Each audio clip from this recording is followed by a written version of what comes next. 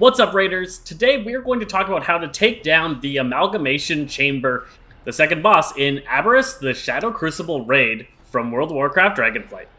This is a two-phase fight. In phase 1, you're splitting the group evenly, with half the group fighting the Fire Amalgamation and half the group fighting the Shadow Amalg. Both amalgamations have their own abilities that they cast on the group, and the groups are going to have to deal with those unique abilities separated from each other. There is also a stacking debuff that is going to make it so that one side is eventually going to be taking too much damage from the boss that they're fighting, and they're going to need to fight the other boss.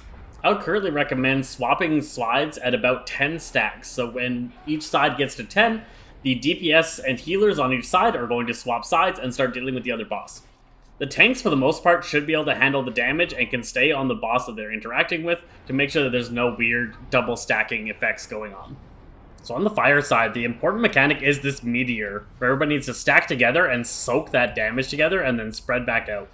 That'll always be centered on the tank, so it's really easy to know exactly where it's going to be and to be able to get together and soak that damage. Other than that, the boss is going to turn and shoot out these lava tornadoes that will spread out in a cone and do significant damage. Just try to sidestep if he ever faces towards you.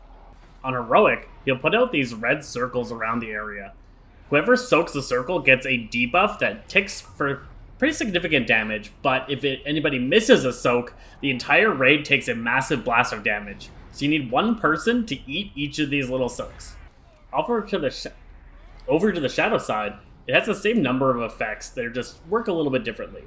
First up is the pools that it creates. So as usual with pool effects, a couple of characters get a purple marker around them, and they need to bring these markers to the wall. That'll leave a void zone on the wall that will do damage if you stand in it.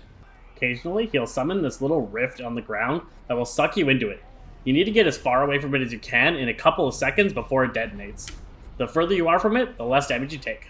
On heroic, he summons some orbs. He summons a set of orbs all around him and then sucks them into him. If you touch the orbs, you take a decent amount of damage, so you need to dodge through the holes in them before they collapse on him. Upon either of them reaching 50% HP, they begin to channel an effect that does raid-wide damage. At the end of the channel, they will merge together into a mega amalgamation. This thing will have a combo of the powers of both sets of elementals and is quite a mess to be able to take down.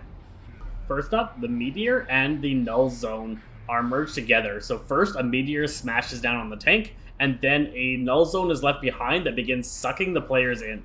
This effect needs to be first soaked by the entire raid, and then everybody needs to run to the other side of the room, ideally coordinated to the exact same location on the other side. Then continue all the actions at that location until the next time they put down the swirl.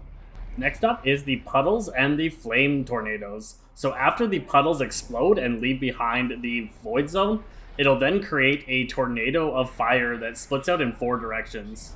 We need to place those void zones against the edges of the arena, and then pay attention to all of the incoming fire tornadoes.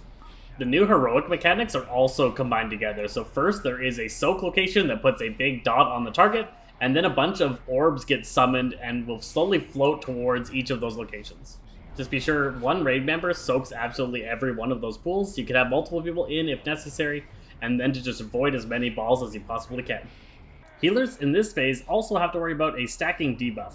As the fight goes on, it gets harder and harder to heal as the players are constantly taking more and more Shadow Flame damage. Finally, this phase adds in a tank swap mechanic. So there is a 2-part tank swap mechanic. First, the boss is going to blast the current tank with a Withering Strike, and then he'll begin a Dark Cone.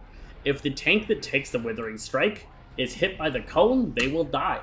So upon the Withering Strike being put out, the other tank needs to taunt and make sure that the cone effect does not overlap with the current tank. Once you have all these abilities figured out, you should be able to take down the Amalgamation Chamber. I hope this guide helped you figure out how to take down this boss, and I hope this helps you progress in your raid nights.